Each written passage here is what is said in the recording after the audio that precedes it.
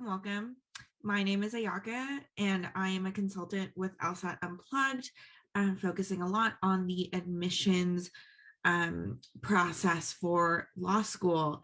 I've been with the LSAT Unplugged as a TA for about a year. And in that year, I got really into going into applications, helping people write their essays, personal, diversity, optional, addenda, all of that fun stuff. And I became a consultant in that. So I'm happy to be here.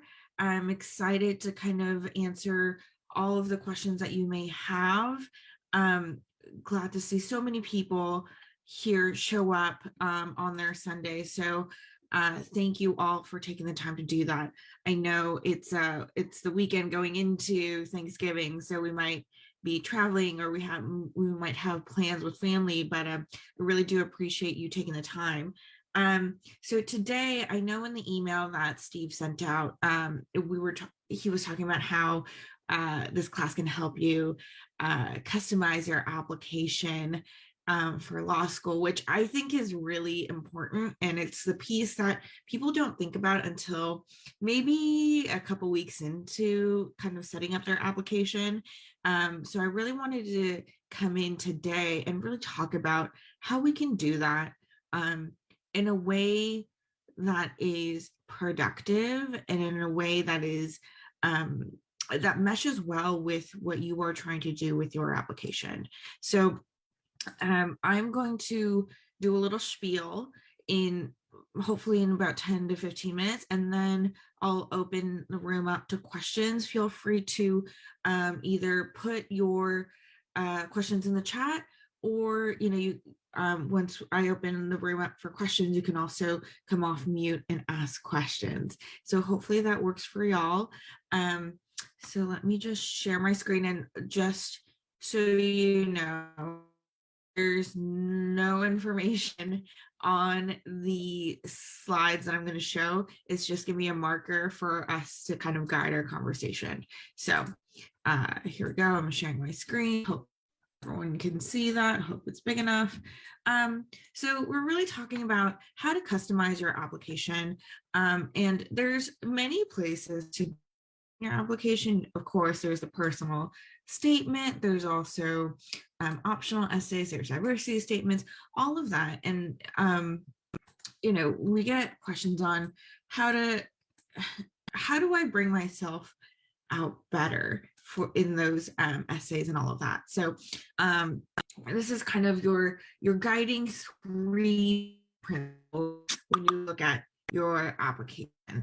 1 second here. Here we go.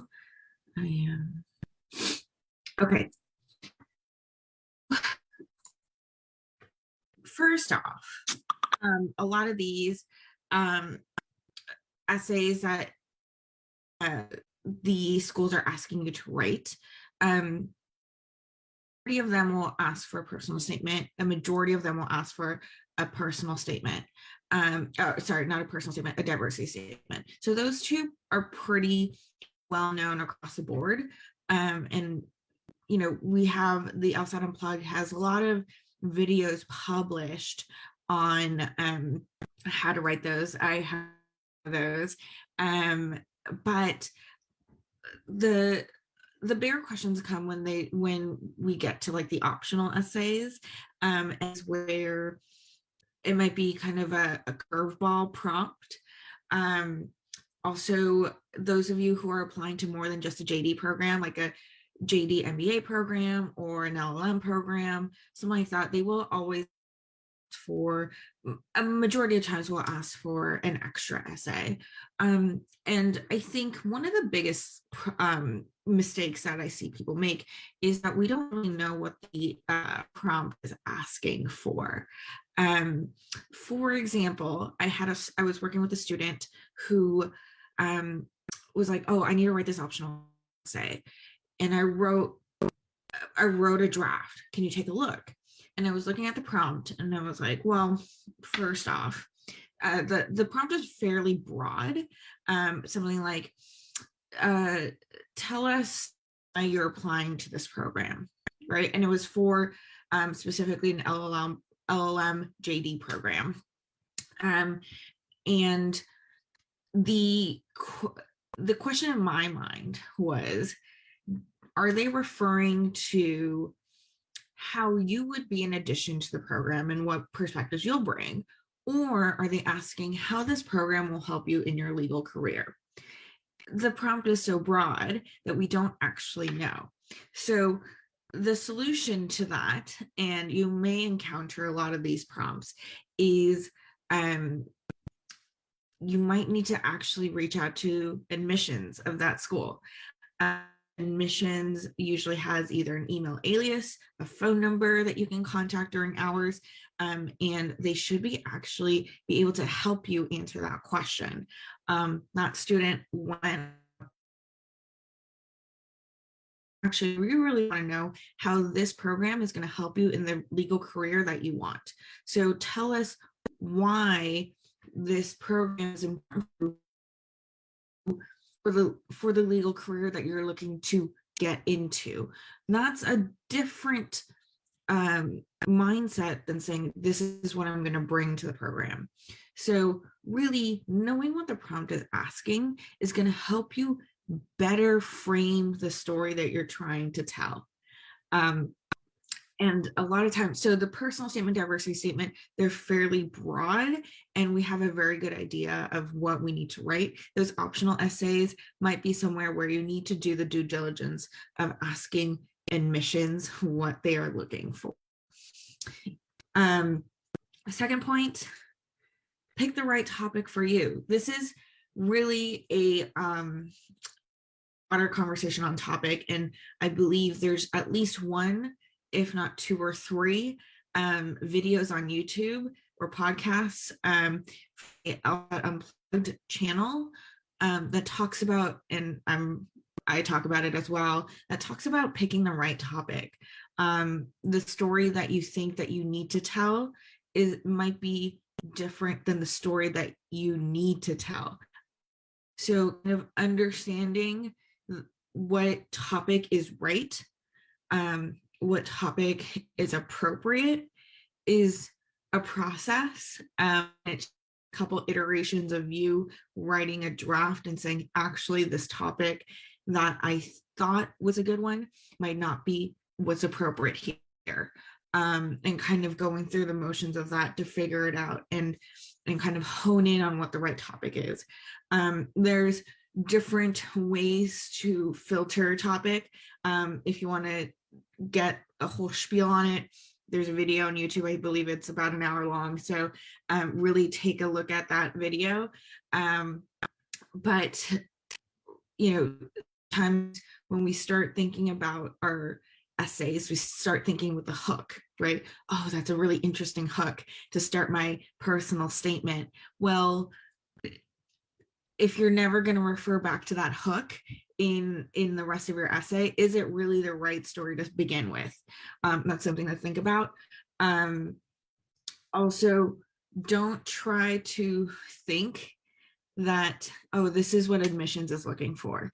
Admissions is looking for a broad spectrum of students. And if, you know, I've interviewed admissions officers this past year, and nobody had one answer. This we're looking in a diversity statement. You know, they are accepting a wide variety of people with a wide variety of experience. So don't think that they're looking for a specific kind of narrative or a specific kind of experience or a specific kind of essay. Write story that needs to be told to explain the why law school or why a legal career. And I think that would set you in action. Lastly, third point, don't name drop the school. And this is one of those where when students start off applying and they write their first draft, they always have that whole to be part of your prestigious institution, school name X, Y, and Z. And I'm sure some of you have that in essays. when I say don't name drop, it doesn't mean you can't talk about the school. However, we want to be very strategic about how you're tailoring you say to that school. So I don't believe that putting a school's name into your essay is enough if you're trying to appeal to admissions that you've done your research and you think that school is a right fit for you. If you are just name dropping the school, that is not enough.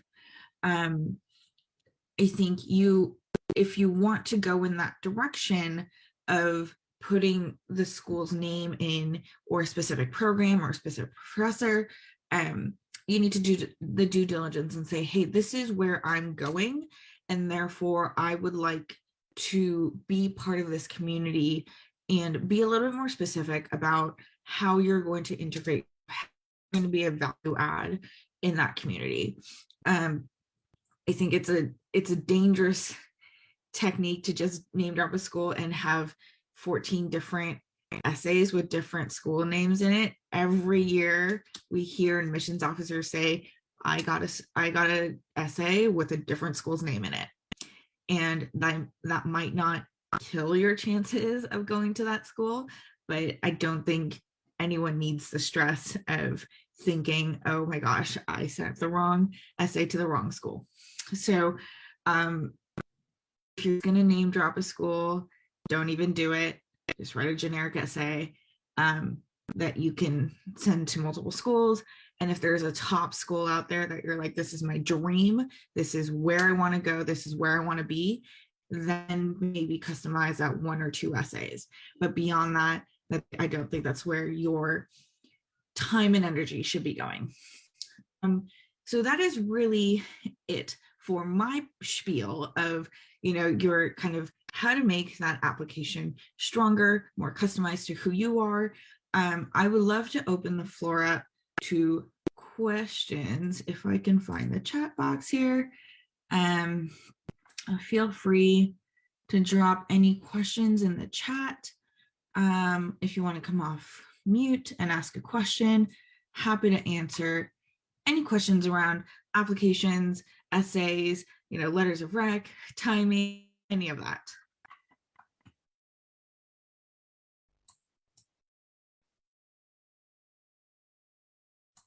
I'm not quite a group today. Can I go ahead and come off mute, or however makes you feel comfortable? Awesome. Hi, Aika. Can you hear me? Yes, we can hear you. Perfect. Thank you so much for doing this. I really appreciate all of your sessions and have attended a few in the past. So it's very nice to see you again.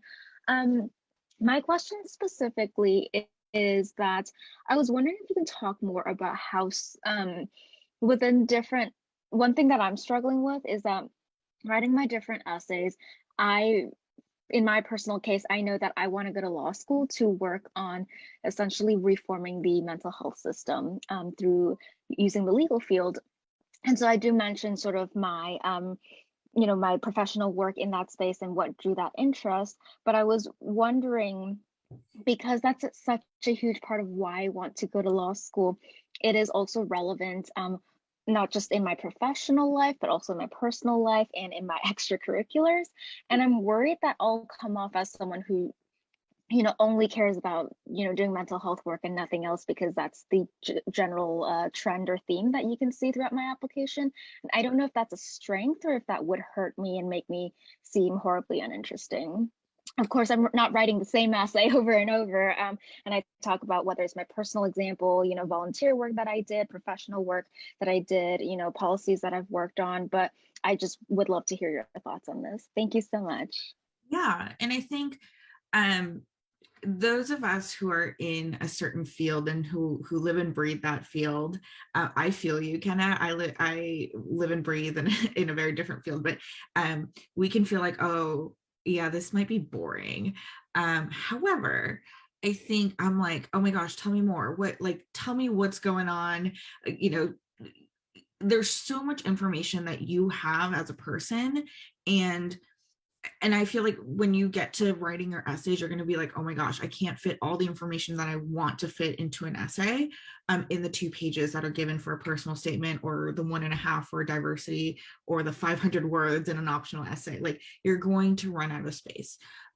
So I think really organizing what you want your application to say as a whole is probably key for your application, and then piece together so that application is a pie, right? And then, you have that personal statement piece. What are you going to talk about there with regards to, let's say, your experience in the mental health field? And then, maybe in the diversity statement, like a different take of that mental health experience. And then if there's an optional essay, some schools have optional essays that ask specifically, why are you applying to the school? That can be a very targeted essay around, saying like, there's this program that you guys have, and I think, my experience, I can bring a lot to it, but I'm going to learn X, Y, and Z, and I can be that cross point. So I think there's different ways to frame the essays, even though you may be talking about a similar meta topic, but the different takes in the essays can show a different side of who you are. And that's ultimately what you want to get across with the essays. Is all admissions officers have said publicly on videos that they are looking to understand who you are as a person, what makes you tick, how do you think, are you, if you think of something, do you take action, stuff like that. So really, you want to make sure you're highlighting different things about yourself, but it can all be related in this whole conversation about mental health that you're talking about. Does that make sense? Yeah, that's super helpful. Thank you so much for that.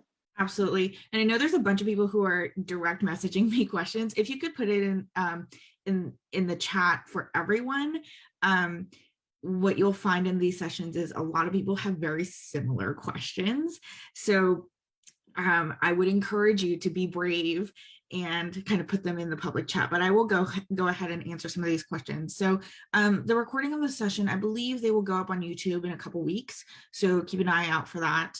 Can you replace LSAT scores after applying? That would depend on the school. So I would really ask admissions. Some schools, once they receive your application, may look at your application right away and have a decision within 6 weeks to 8 weeks, right? So if your score isn't coming out until another 8 weeks, you're kind of out of luck in terms of they've already taken a look at your application, right? So you may want to talk to your school, and that may be a reason to hold back your application until a certain date. But I can't give you a general answer on that. Vanessa, you asked for letters of rec. Is it bad that if it's only one employer who is writing, non-traditional student, don't have any communication with my professors, and I don't think they would remember me. Okay, so Vanessa, I don't know how long you've been outside of school. A good number of schools have said that if you are 5 years or out from undergrad, they will put the same weight in employer letters of rec as professors, because they understand that, professors retire, you might not have a relationship with a professor anymore, X, Y, and Z. It would be great if you had a letter from your professor, but if you don't think it's going to be as strong as your employers, then I would say that's a call that you can make, and I think that's a great call that you can make. I'm about 6 years out from undergrad and definitely kept up a relationship with a professor where when I graduated, I was like, I know one day you're going to write a letter of rec for me. So, I've kept that communication up with a professor, but I understand it's really hard to do that. And maybe you didn't connect with the professor, and that's all right. So if your employer can write a really, really strong letter of rec, I think that's great. Having maybe 2 people from the employer, or if you had multiple employers, having a letter of rec from 2 separate employers would be great as well. So there's different ways to get around it. If you are teetering on that you've been out of school for maybe 3 years or less, and you're saying that, maybe you want to reach out to admissions and clarify that piece. But admissions are very understanding of not, and they're very used to non-traditional students coming in and applying. So they should be very ready with an answer for that. Would you say that one letter of recommendation is sufficient, or do they generally prefer two? So if you go into LSAC and you start your application, and when you start adding schools, they'll tell you one letter, two letter, three letters. I'm not sure which schools you're looking at. I've generally seen two letters, and then an optional third if you want to. I think if they're giving you the option of one or two, I would go with two, because, so just a little side spiel about letters of recs. If you were asking either your professor, employer, someone, hey, can you write a letter of rec for me? And they say yes, and that's all you said, I think that's a missed opportunity. Like when I was answering Kenna's question about your application as a whole, your letter of rec is another piece of the pie. And you really want to direct your writers to fill in a gap that maybe you can't fill in your application. For example, if you have a not so great GPA going in, but you had a great experience with the professor and you showed up well to that class, and you say, that's actually how I can show up at law school, then to that professor, you really should be saying, hey, I'm applying to law school. I don't have the best GPA, but I felt like I was the best student I could be in your class. Can you write a letter of rec that reflects how I showed up in that class? And then, if you have it, have, writing samples that you did during the class, significant projects that you did during the class, and kind of supplement that ask and say, here are the examples of my work that I did during your class, just to jog your memory. And that can really fill that gap. It can't boost your GPA, but it can give insight to say, hey, maybe overall GPA wasn't great, but this person shows up very strongly in class. And that maybe there's other factors that are going into that GPA, but that letter of rec can really help you elevate that. So when I see a question about, should I just send in one or two, I think that's an opportunity to fill in any gaps that you may have in your application. Maybe you don't have gaps, and that would be great. But if you feel like you do, then I think the letter of recs can help you boost your application in different places where you can't necessarily. For those who do not have professional experience that relates to law school, how would you recommend strengthening your personal statement to make yourself stand out?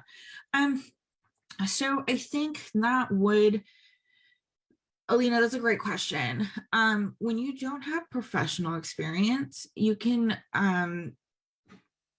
you have 4 years of school that you have experienced. And these past 4 years has been an interesting 4 years. And I think you can refer back to any internships you've had, any interesting classes you had, any pivotal moment in your life, maybe, that kind of changed the perspective for you. You've made the decision to go to law school as a young adult, and to kind of talk about what got you to that decision would be an interesting essay. So I think that's kind of where you can start.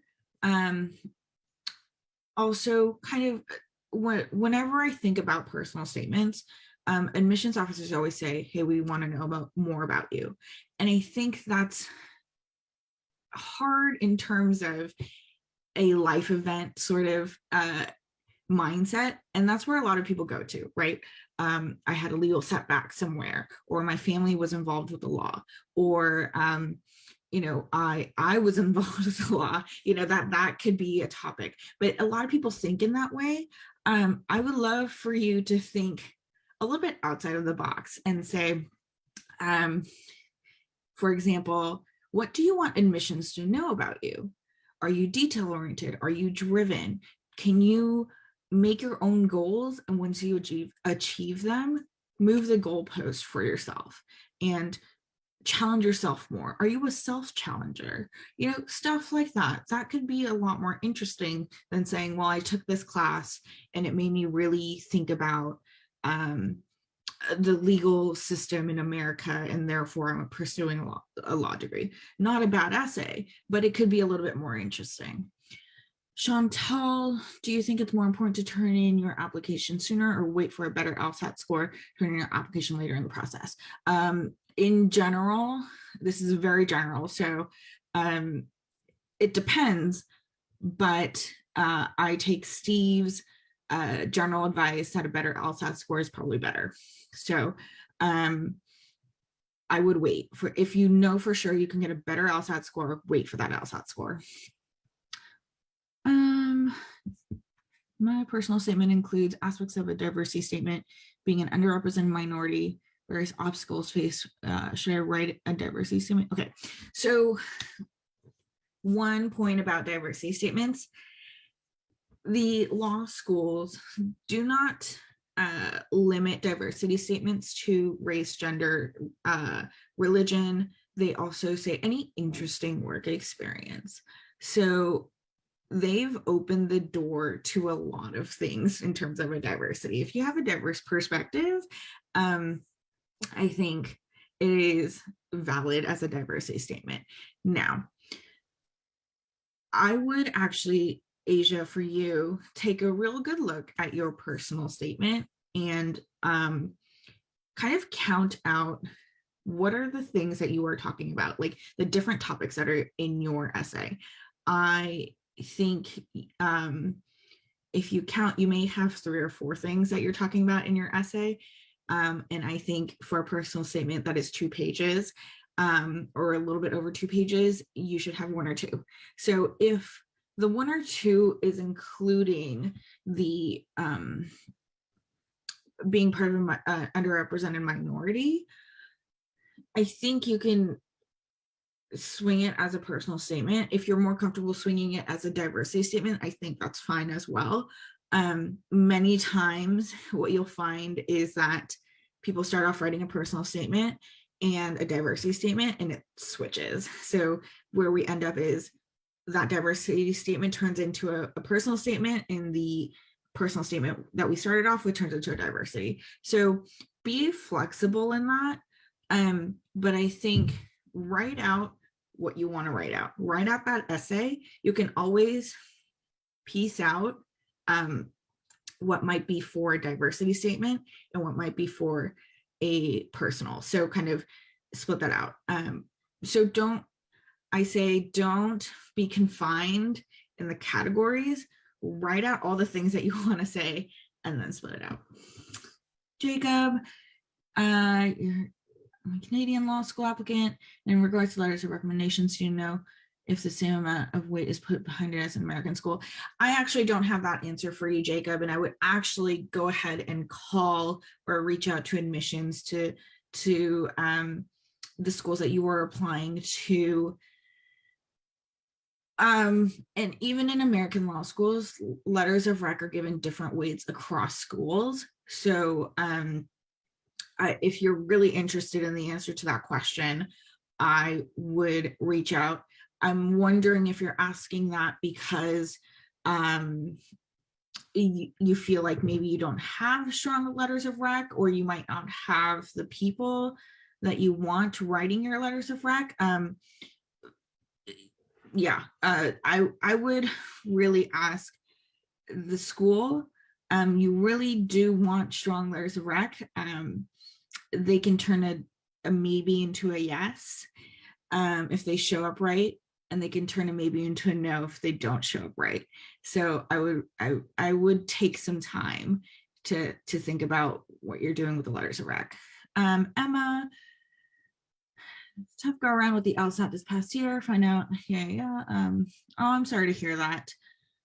Oh no. Yeah, and the Wi-Fi stuff. I'm so sorry to hear that.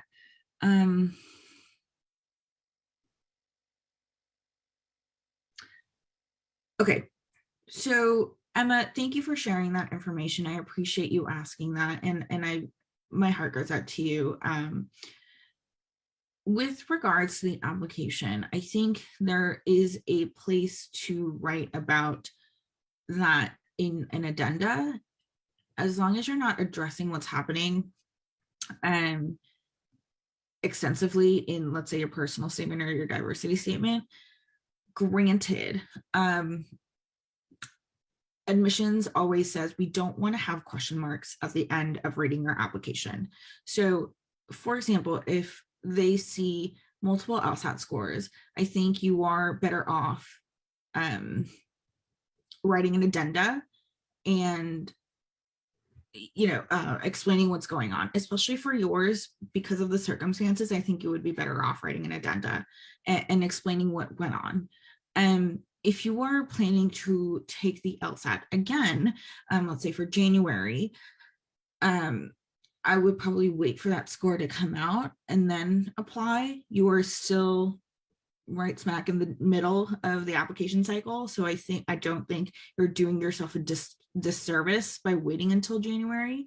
But also address the other times and what was going on. But thank you for sharing, Emma. Yeah, so when is the best time to purchase CAS?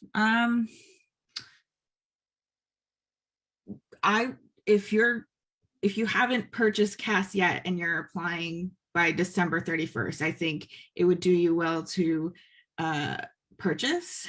I am not LSAC, or nor sponsored by LSAC, so that is not that's not motivated anything else besides timeline.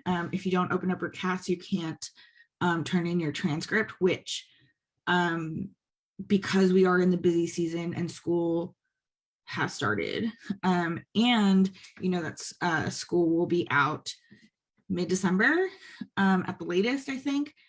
You do want to get your transcripts in ASAP. They can take up to, I think, a month to get into CAS.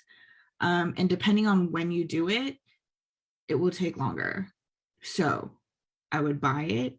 First thing you should do, Layla, is to get your transcript in.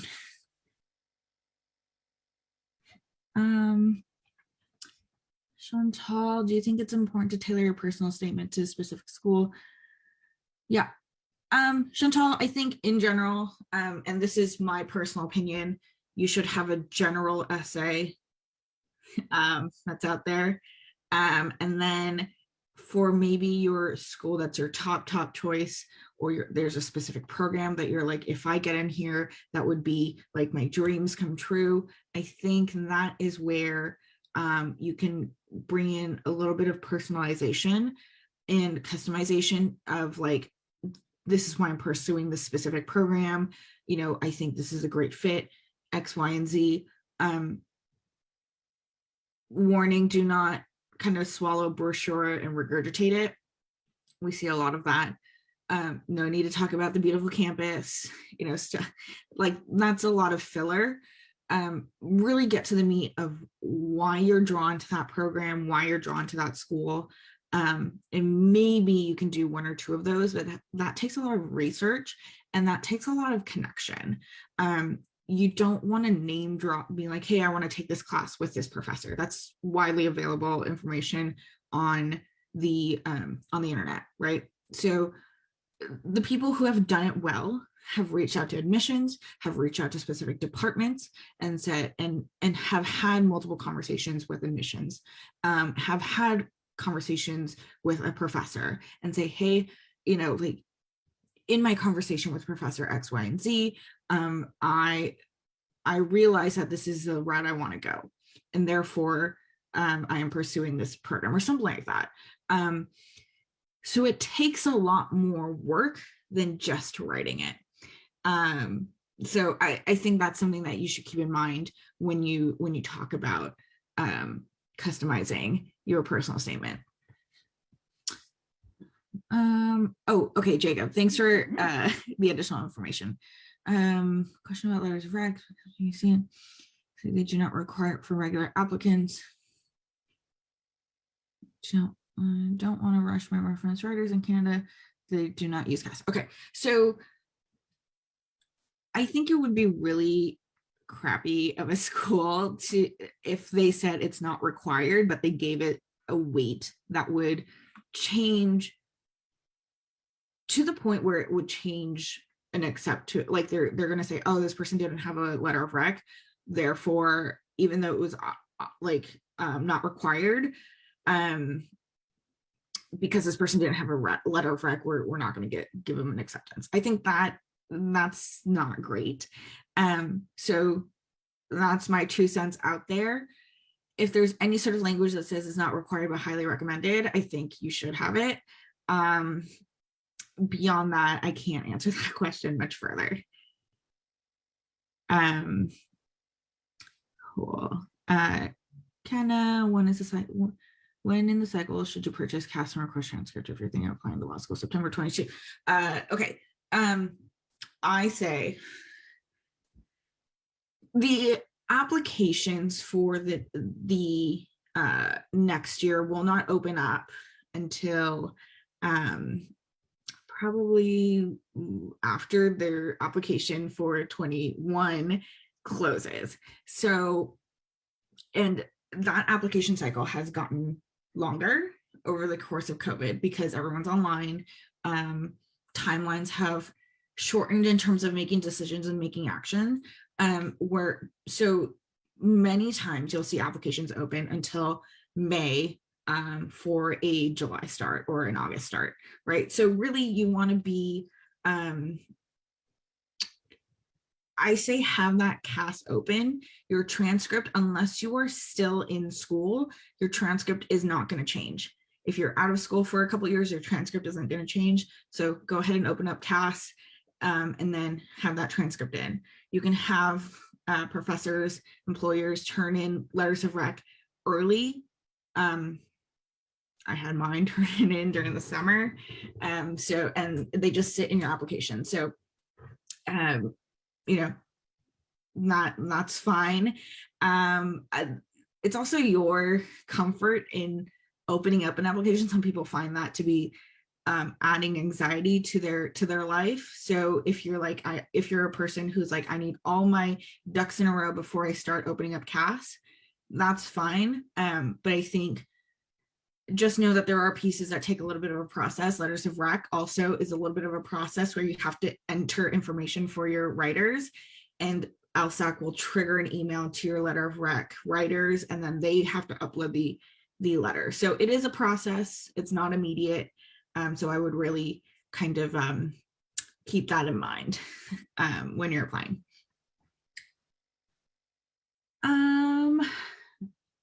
And Mike, I know you sent a direct message. So the notes, what I'm sharing here is all that we kind of went over today. So beyond that, the recording will be up on YouTube, hopefully within the next couple of weeks. Good to see you, Mike. Cool. Thank you. Thanks, Ayaka. Yeah, absolutely. That's another question about letters of rec. How long would you say is too long to ask your former professor for a letter of rec? 2 years ago, still nervous about asking the ones I had good classes with. I also don't want to seem like I'm the only contacting them for favor. Okay. I think professors are very used to people coming out of the woodworks 4, 5, 6, 10 years later asking for a letter of rec. So don't be embarrassed, number one. Number two, I had a professor write a letter of rec for me, and I've graduated in 2015. So it's been a while, and I don't think anyone's going to hold that against you. So I'm not sure where you may have reservations on it's been too long. They can testify to how you are in a classroom. So I think that's a strength if you've been out of school for a bit, but they can still talk, because the question in admissions minds for non-traditional students is going to be, how are they going to be in a classroom, right? And for those students who have been out of school for 5+ years, that's a bigger question. So really you want to alleviate any questions they might have of that. So to kind of have a letter of rec that can say, hey, this person is actually great. They did their homework. They spoke up in class. They brought a great perspective. They showed up awesome in class. That's a great testament to have, especially if you've been out of school for a bit. I think if you've been out of school for a couple of years, but you can reach back out to your professors, I would just really start a conversation and say, hi, how are you doing? Have that conversation. Take them, I worked in Tokyo for a bit, so I was out of the country. But every time I came back for the summer to visit friends and family, I made sure to make an appointment and say, hey, I just want to catch up. And had coffee, had dinner with a professor, and say like, hey, these are the plans, this is what's going on, I'm hoping to apply within the next few years, X, Y, and Z, and really update that person, and show them the respectives, and I totally understand the whole like, hey, can you like write me a letter? Like, that's such an awkward question to go in with, but say, hey, like, I'm genuinely interested in what's going on, tell me about your research, tell me about the classes that you're teaching. I showed up to a class once because he was like, hey, do you want to, I know you love this class, did you want to like swing by? And I was like, yes, absolutely. So just kind of have that relationship, and you can always build that relationship up. It's hard to let it go down to 0 and then bring it up again. So just, if you are teetering on that point of like, oh, I don't know if he will remember me, but I showed up well in his class or her class, I would really try to reach out with an email, or say, hey, do you mind if I show up to your office hours if you can? All of that fun stuff. So I would really ask that and build up that relationship not before, but kind of as you're asking for the letter of rec. Laura, what is the latest month I should apply for the fall 22 cycle? I think the December, January line is about as early as it can get. Yeah, so I think the latest you're teetering in the middle of the pack with January applications, but I've heard, and this depends on which school you're applying to. So if you're applying to T14, you really should have your applications in now to be considered early.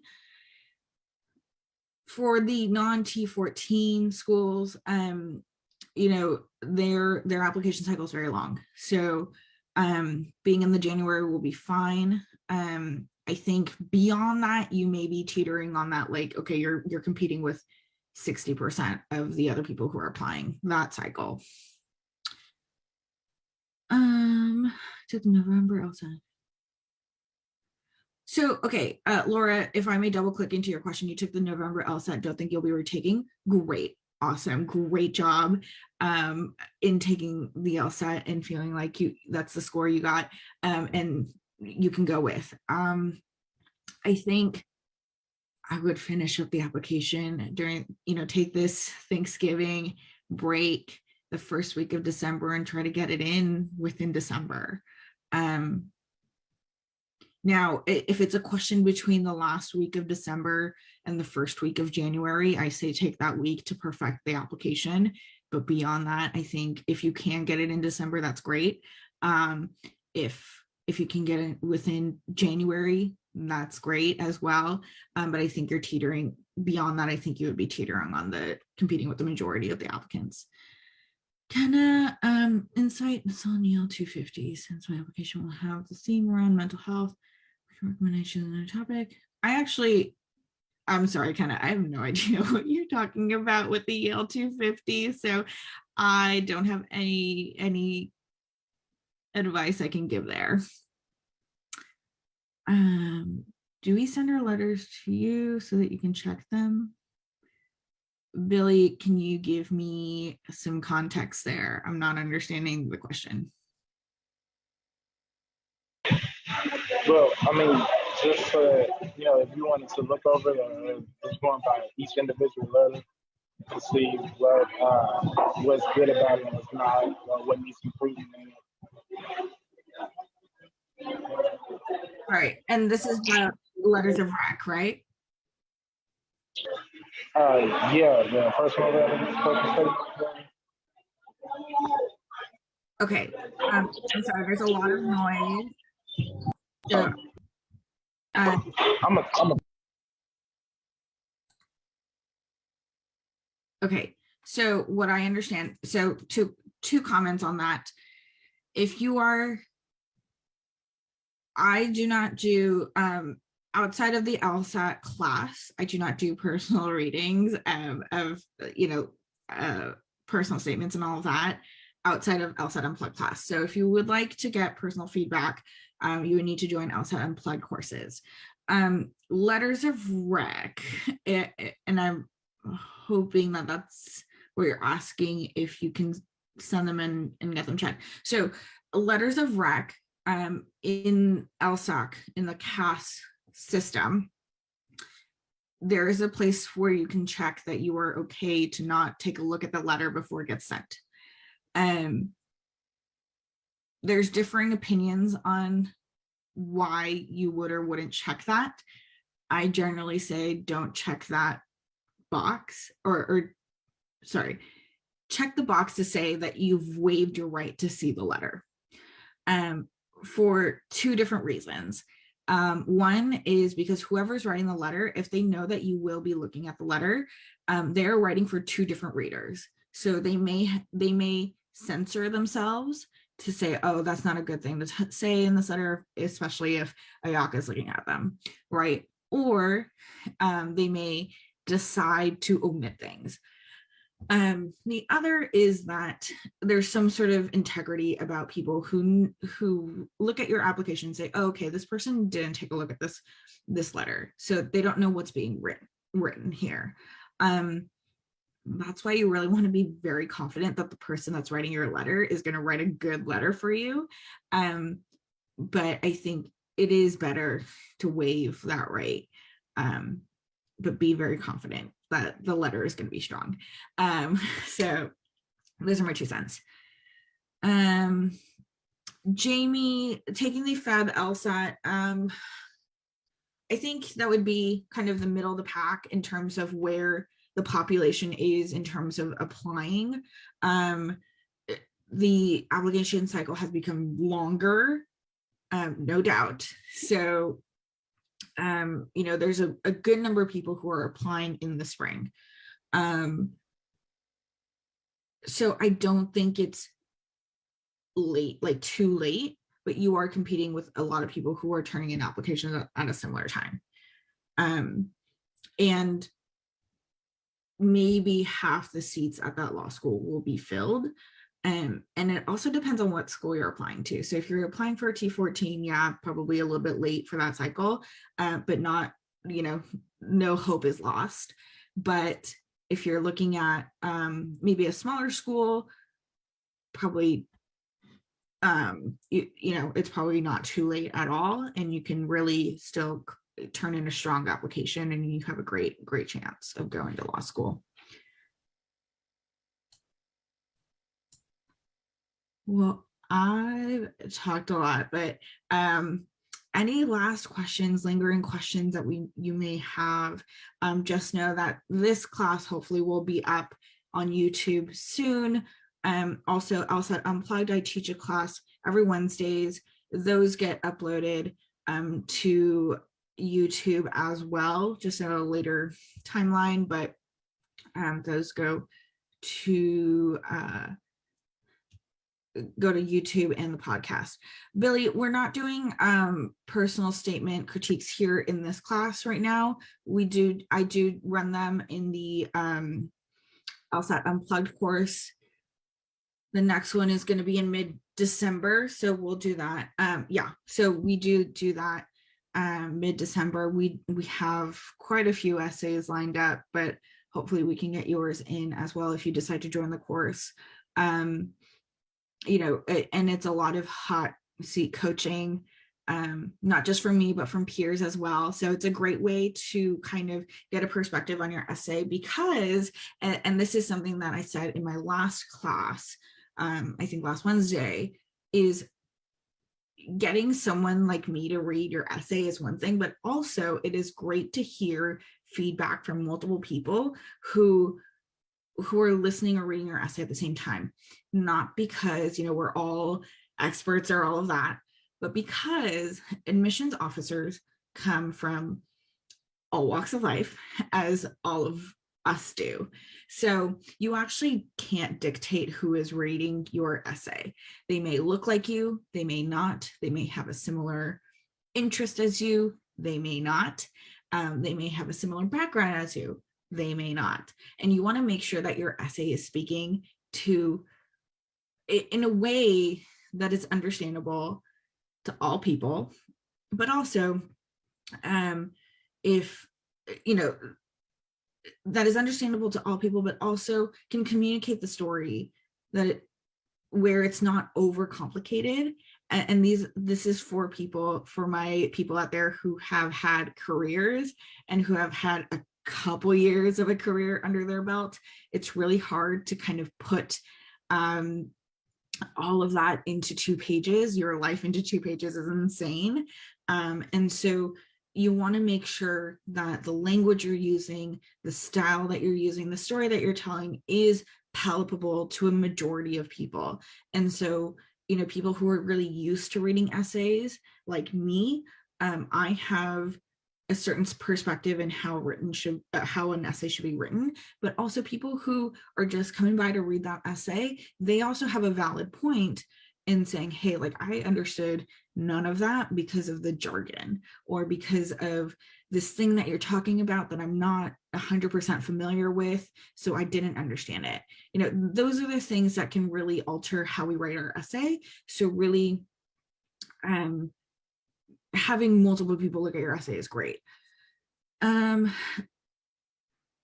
Unplugged admin, can we get a link to the LSAT Unplugged course dropped in the chat, please? I think there's a good interest out there, so that would be great. Sandra, so just a good LSAT course or how to make a good study schedule for yourself. So LSAT Unplugged is great. They have some great classes that you can take on a weekly basis. Every week there's classes, there's study groups, there's TAs out there. There's also a good slew of information out there that is available for free that you can utilize for your studying. I think a good study schedule, I believe Steve has some on his like the information about LSAT Unplugged. There's some free, I think, study schedules that are out there that can help you kind of frame how you want to study. Sandra, I would love to know what you're looking to do in what time frame, and maybe I can give you maybe 2 cents about it, but yeah, there's some resources out there. Some work for some people, some don't work for others, so really it takes a little bit to find what can be useful to you. All right, we're almost at the top of the hour. Last minute questions, anyone? I'm looking for 23 entry. I'm looking for 20. Sorry, Sandra, you gotta, what does that mean? 23 entry. Billy, when I say not to name drop, for people who write their essays in the very last conclusion, they say, I would love to attend your prestigious institution, XYZ university, and that's it. Like that's not helpful for anyone to have that in your essay. So I say don't name drop the school. Okay. Oh, okay. Sorry, Sandra. So 2023 entrant to law school, so you're applying next fall. You have a lot of time, and it depends on where you're starting. So I think if you know, of course, there's always the internet will tell you a lot of things. I do suggest the Power Score books, not sponsored, but having a cohort of people who are applying in the same timeline-ish, studying in the same timeline-ish would be great. And that's what I found at LSAT Unplugged. The course, they're always running courses for every level of person. So finding the right group of people and kind of going to the courses and then kind of studying on your own and having time to study with a study group, that's also important. So I believe there's schedules on LSAT Unplugged if that works for you. There's 3-month schedules, 6-month schedules, all of that out there, and then kind of supplement that with study group, with courses, whether that's through Power Score, 7 Sage, LSAT Unplugged. I think that should help you. Emma, I think 4 pages long. I know there's some schools out there who allow up to 4 pages. I think it's long. And 2 pages is probably the average. I would really take a look at each school, what they're asking for. If they say no more than 2 pages, and if you write 2.5 pages, you're out. So really look at what the school's asking for. In general, I say have the 2-page personal statement. And if you get 2.5 pages, great. You can have those like paragraphs that you're like, oh, I had to cut it for space, but I really want to put it in. Then keep, you can have that as an option, but really keep the 2.5 pages. Even reading, I read a lot of personal statements. Reading a 3-page personal statement is long. I'm not keeping the information from the beginning, and I'm like, okay, I'm done by 2.5 pages. So keep that in mind. Spills over by a paragraph. Spills over by a paragraph. Doesn't meet 2 pages, but it spills over. You got to figure out where to cut. The personal statement, I think my theory in how to write a personal statement is your first draft. Don't think about that page limit. My first draft of my personal statement was 6 pages long. The game is to figure out where to cut. You're going to have to cut some stories that you think are really important. You're going to need to cut a lot that you're like, oh, I wish I could tell this. It's a cutting game. So write all the things that you want to write about, your childhood, what your dreams are, all of those things, everything that you think needs to be written out. That should be 6 to 10 pages, depending on the person you are. And then you should go in and cut, and then say, okay, I can use this for my diversity statement. I can use this in my optional essay. This is my personal statement. And that should really set you up well. Taking the last questions here, Vanessa. Addendum regarding low GPA, what would you suggest a good way to end it? I read mine and I feel like I might leave them questioning. I don't want to read. Okay, so I think for an addenda, I think the best way to end an addenda is to say, hey, these are the things that went wrong, right? I've learned to overcome those things via personal growth, self-reflection, all of those good things. And then kind of go into how you've overcome them, therefore they're not a problem anymore. I think that's a good way to end it. So let's say, for example, if in your low GPA, it was like you had a lot of anxiety, you dealt with mental health issues, for example, then you can say, hey, I've worked on myself, I've gone to therapy, and I have learned to deal with my triggers, and I am better able to navigate the landscape, and therefore it has not been a problem since. That's a great way to end it, rather than saying, here's my problems, right? So I think that would be a great way to end it.